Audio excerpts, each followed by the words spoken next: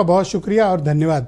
इस बार का उपचुनाव सर किस एजेंडे पर लड़ा जा रहा है, आप क्या आकलन करते हो?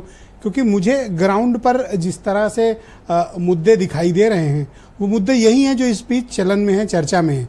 तो जून तक जो मुद्दे चर्चा में थे वो थोड़ा सा ट्रेंड से बाहर हो रहे हैं।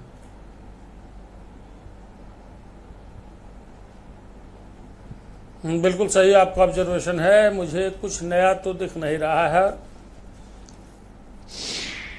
जी। और मुझे लगता है कि मुद्दे कहाँ मैटर करते हैं।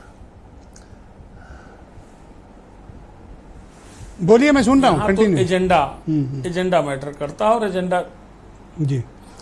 असल आवाज मुझे वापस आ रही है। हाँ, मैं ठीक करा रहा हूँ, आप बोलें जब तक। जी। तो मैं कह रहा था कि यह चुनाव, ये तो सही है कि सरकार के बनने बिगड़ने का कोई मतलब इससे नहीं होता इनके परिणामों से, लेकिन हाँ मतलब बहुत बड़ा है और इसीलिए सारे वार प्रतिवार किए जा रहे हैं। और उसमें वो भी वार जो इस वक्त बड़े चलन में है कि बटोगे तो कटोगे, बटोगे तो कटोगे। तो मुझे लगता है कि इस देश की राजनीति का एक ऐसा सूत्र वाक्य बन गया है जो धीरे धीरे इंटरनेशनली अपना एक स्पेस ले रहा है और ऐसा जुमला है कि कुछ भी कर डाले विपक्ष इसके इर्द गिर्द ही टहल रहा है। और ये ऐसा जुमला है, ऐसा वाक्य है जो बहुत जल्दी समाप्त नहीं होने वाला है। उसका कारण मैंने पहले भी आपसे ग्राउंड पर ये बटोगे कटोगे कुछ इम्पैक्ट डाल रहा है या फिर सिर्फ मीडिया में सुर्खियों में? जरूर नहीं साहब, ये गांव-गांव में चर्चा में है और इसका असर दिख रहा है।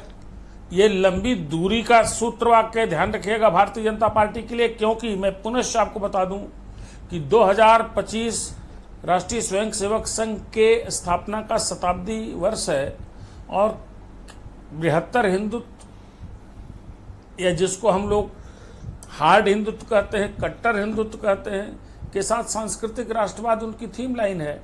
तो ऐसी सूरत में ये जान लीजिए कि जो 2024 में पीडीए का परिणाम आया जो बहुत चिंताजनक था, उत्तर प्रदेश जैसे राज्य में जो भारतीय जनता पार्टी के लिए एक कमाऊ पूत की तरह 2014 के बाद से लगातार साबित होता रहा है, वहां जो डेफिसिट मिली उस डेफिसिट को खत्म करने और वही deficit finally Bharatiya Janata party की पूर्ण बहुमत पाने से कमी भी रह गई। ऐसी सूरत में ये बहुत सोचा समझा, बहुत प्लान तरीके से बड़ी लंबी थीम पर यह वाक्य आया है। क्या मुख्यमंत्री ने जो ये पॉलिटिकल स्ट्रेटजी बटोगे कटोगी की अपनाई, ये पीडीए का जवाब है, आरक्षण और संविधान का जवाब है? बिल्कुल जवाब है, लेकिन स्ट्रेटजी में फर्क है। स्ट्रेटजी में फर्क यह है कि जातीय गोलबंदी उत्तर प्रदेश की सबसे बड़ी सच्चाई है। जातीय गोलबंदी पर निगाह रखते हुए, उसका प्रबंधन सुनिश्चित रखते हुए एक ब्रॉडर हिंदुत्व का अम्ब्रेला यानी बृहत्तर हिंदुत्व एकता की बात भारतीय जनता पार्टी ने फिर से इस बार बहुत जोर से बड़े एजेंडे के तहत जमीन पे उतारने का प्रयास किया है। और आप देख लीजिएगा एक लाइन हर जगह चर्चा में है। अपोजिशन इसके लिए नई लाइनें कर रहा है, नए नारे दे रहा है, नए पोस्टर बैनर आ रहे हैं। इस इलेक्शन में भी आप बाई इलेक्शन जहां आप पता करिए, आपके हर जगह रिपोर्टर, इतना बड़ा नेटवर्क है, आपके यहाँ खबरें भी आ रही, हर जगह इस पर चर्चा हो रही है। तो ये तो मान लीजिए कि पीडीए के 2024 के परिणामों की काट का यह एक सूत्र वाक्य है जो भारतीय जनता पार्टी ने दिया है और मुझे लग रहा है कि उसकी स्ट्रेटजी जमीनी एक और सवाल है आपसे, फिलहाल ठीक जा रही है। राजनीतिक सवाल है कि पॉलिटिकली बैकवर्ड क्लास यानी बीसी और SC community, scheduled caste community, इनके बीच क्या माहौल है और इनके बीच कौन से इशूज हैं जो चर्चा में हैं, और क्या दोनों पॉलिटिकल पार्टी बहुत ज्यादा डिपेंडेंट है बीसीज और एससी पे? देखिए, मैं एक बात बहुत स्पष्ट कर दूं, हो सकता कुछ लोग खराब लगे, लेकिन मैंने जमीन पे देख के जो समझा है कि ये जो चीज थी जिसको भारतीय जनता पार्टी खारिज नहीं कर पाई 2024 के पार्लियामेंट्री इलेक्शन में, ये जो रिजर्वेशन का इशू है और कॉन्स्टिट्यूशन में बदलाव की जो बात है, ये दोनों विषय बड़े गंभीर थे जिसको भारतीय जनता पार्टी संभाल नहीं पाई। अब भारतीय जनता पार्टी ग्राउंड पर आप देख लीजिए, एक एक कंस्टिट्यूंसी से आप अपने यहाँ मंगवाइए, भारतीय जनता पार्टी इन लोगों के बीच में, इन जातियों के बीच में जा करके कह रही थी कि हवाबाजी थी, ये शोषा था, ये जबरदस्ती चलाई हुई लाइन थी, ऐसा कुछ नहीं है, आपने क्या देखा, इस तरह की बातें समझाई जा रही हैं। तो ये तो इस बात की काट हुई कि जो नाराज थे उनको किसी तरीके से रोका जाए। और ये जो सबसे बड़ी बात, जो लगातार एजेंडा जो चलता रहेगा, ध्यान रखिएगा, इसको आज कह रहा हूं, 3 साल बाद भी आप देखेंगे, 2027 में भी देखेंगे कि इसका जवाब भारतीय जनता पार्टी वही हिंदुत्व के एक बृहत्तर छतरी के रूप में देख रही है कि कैसे इनको एक बात रह गई है मन जी, क्योंकि वो बीसीज के और एससी के जो इशू अपोजिशन ने रेज किए थे वो बीजेपी ने सेटल किए या वो इशू अभी भी पेंडिंग है? देखिए, इश्यूज तो सेटल तत्काल तो हो नहीं सकते। अगर इश्यूज सेटल करना होता तो भारतीय जनता पार्टी को पार्लियामेंट्री इलेक्शन के दौरान ही यह मौका मिला था अपना जवाब, अपनी बात रखते, लेकिन रख नहीं पाए उस वक्त, उस विषय को डिफ्यूज नहीं कर पाए।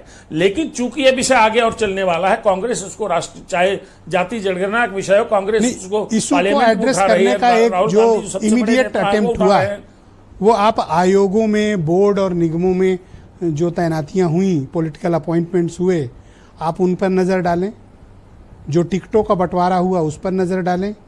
तो क्या ये कुछ इश्यूज को सेटल करने की कोशिश नहीं है, इमीडिएट कोशिश? बिल्कुल है, बिल्कुल है, बिल्कुल है। उनमें संदेश देने की बात थी, यही प्लान किया जा रहा था कि इन वर्गों को क्या संदेश कैसे दिया जाए। तो 2-3 तरीके होते हैं। एक तो आप इन वर्गों को संदेश दें इस तरह की नियुक्तियों को लेकर के, आपने कैंडिडेट्स कैसे दिए ये मैटर करता, किस वर्ग किस जात से दिए, आपने देखा, आपने खुद। फॉर एग्जांपल मैं आपको 2 चीज देता हूं, इन्होंने ओबीसी, जैसे लास्ट टाइम ये हुआ ना कि बीसीज में कुर्मी चले गए हाथ से और एससीज में पासी हाथ से निकल गए, करेक्ट? अब आप देखिए कि राजेश वर्मा जो हार गए सीतापुर से, उनको लाकर कहां बिठाया गया?